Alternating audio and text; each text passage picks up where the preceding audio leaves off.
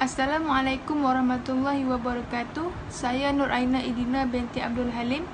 Nombor pendaftaran 03 DKA 21F1047. Case 23, Employment of Workmen. Definition of workmen. Workmen is defined under section of the Industrial Act 1947 as any person including an apprentice employed in any industry to do any manual, unskilled, skilled, technical, operational, clerical or supervisory work for hire or rewards, and include any such person who has dismissed. 23.1 Workmen, iaitu pekerja. First, pekerja warga negara Malaysia sahaja. Yang kedua, pekerja bukan warga negara hanya boleh diambil sekiranya mendapat kelulusan kerajaan. Next, 23.2 Compliance with the Employment Act 1955. Di dalam pengajian pekerja, kontraktor perlu mematuhi Akta Kerja 1955. Pekerjaan iaitu sekatan pada tahun 1968. Akta Kumpulan Wang Simpanan Pekerja pada tahun 1951. Akta Perhubungan Perusahaan pada tahun 1967.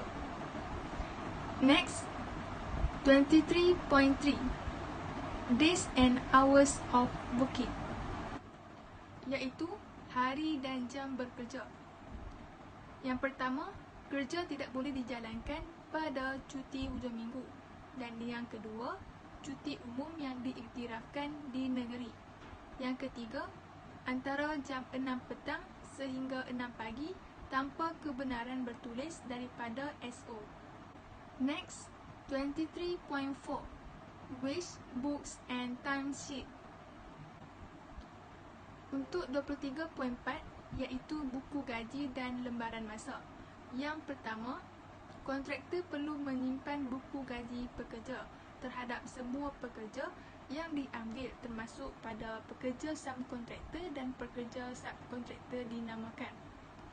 Yang kedua, kontraktor perlu kemukakan apabila diminta oleh PP atau orang yang diberi kuasa oleh PP.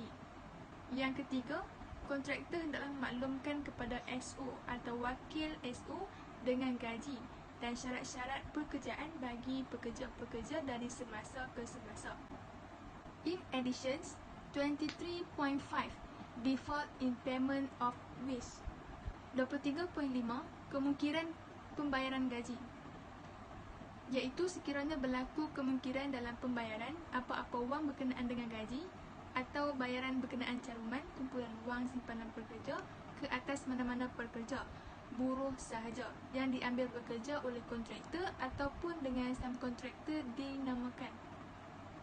Terusnya, satu tuntutan telah difailkan dalam tenaga kerja, maka PP hendaklah membuat bayaran kepada ketua pengarah tenaga kerja atau kumpulan wang simpanan pekerja daripada wang yang kena dibayar kepada kontraktor itu di bawah kontraktor tersebut. Jadi, pembayaran tu hendaklah disifatkan sebagai pembayaran yang dibuat daripada kontraktor yang di bawah kontraktor daripada kerajaan. Lastly, 23.6 Discharge of Workmen. 23.6 iaitu pelepasan pekerja. Yang pertama, kontraktor perlu mengambil pekerja yang berkelakuan baik, iaitu seperti macam berhati-hati dan berpengalaman dalam bidang masing-masing. Yang kedua, SO ni berhak memberhentikan pekerja yang cuai dan tidak cekap dalam pelaksanaan tugas dia. Dan yang ketiga, kontraktor ni perlu menggantikan dengan segera mana-mana pekerja yang dipecat oleh kontraktor, dan kontraktor tu tak berhak untuk membuat tuntutan ke atas sebarang perbelanjaan yang dilakukan berkenaan dengan arahan PP. Sekian, terima kasih daripada saya Nur Aina Idina binti Abdul Halim. Clause 35 Material, Goods and Workmanship. 35.1 Semua bahan-bahan, barang-barang dan mutu kerja hendaklah daripada standard yang dinyatakan dalam spesifikasi. Kontraktor hendaklah kemukakan sijil atau voucher sekiranya diminta oleh SO membuktikan bahawa bahan-bahan dan barang mematuhi spesifikasi. 35.2 Kontraktor hendaklah sepenuhnya pada kos sendiri menyediakan sampel bahan dan barang-barang untuk ujian apabila diarahkan oleh SO. Kontraktor hendaklah membuka untuk pemeriksaan kerja yang dilindungi. PP boleh secara bertulis menambah kos tersebut kepada jumlah harga kontrak, melainkan jika diperuntukkan dalam senarai kuantiti melalui wang peruntukan sementara. 35.3 Kontraktor hendaklah membayar semua duti dan cukai yang boleh dikenakan oleh undang-undang seperti kastam tugas dan cukai jualan ke atas semua bahan-bahan, barang-barang dan peralatan sama ada dibeli atau diimport atas nama kontraktor atau ejennya. 35.4 Kecuali untuk mendapatkan batu, pasir, batu tanah liat atau lain-lain bahan yang diperlukan untuk kerja, kontraktor hendaklah membayar semua tan dan royaliti lain, sewa yuran dan bayaran lain atau pampasan jika ada. Assalamualaikum warahmatullahi wabarakatuh. Nama saya Anadira binti Arif Fadilah, nombor kad matrik 03 DKA 21F1070. Saya ingin menyambung part seterusnya, iaitu contoh kes. Contoh kes bagi Law 23. 8 maut bangunan runtuh di selatan India. 8 orang terbunuh dan 3 lagi berjaya diselamatkan selepas sebahagian daripada sebuah bangunan milik syarikat pengangkutan runtuh di Tamil Nadu, selatan India pada Jumaat. Lapor agensi berita China Zhonghu. Struktur bangunan pembandanan pengangkutan negeri Tamil Nadu yang dibina pada tahun 1952 runtuh pada jam 3.30 petang waktu tempatan. Mangsa yang ditemui selamat di bawah runtuhan dikejarkan ke Hospital Karaikal.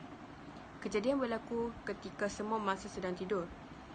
Kejadian bangunan runtuh di India sering berlaku, dipercayai akibat rasuah yang berleluasa selain melanggar peraturan pembinaan dengan menggunakan bahan binaan berkualiti rendah. Seterusnya, Law nombor 35. Majikan mengabaikan gaji 222 orang operator kren sejak PKP. Sebanyak 222 kes tuntutan gaji melibatkan wang kira-kira RM500,000 membabitkan operator kren, menara dan jurutanda dilaporkan sepanjang Pemerintahan Kawalan Pergerakan dan Perintah Kawalan Pergerakan Bersyarat. Presiden Persatuan Pekerja Mahir Kren Menara Malaysia, Perkerma, Raziz Abdul Rahman mendedahkan perkara itu. Jumlah sebanyak 30 kes pemberhentian kerja dilaporkan Menanjung, khususnya Lembah Kelang, Pulau Pinang dan Johor. Antara aduan kepada Perkerma Malaysia, majikan ingkar perintah bayar gaji, potong gaji, buang kerja tanpa prosedur, memaksa pekerja tanda surat cuti tanpa gaji. Kes paling teruk adalah subkontraktor yang membekalkan tenaga kerja mahir kren menara banyak yang tidak membayar gaji pokok kepada operator. Itu sahaja dari kumpulan kami. Sekian, terima kasih.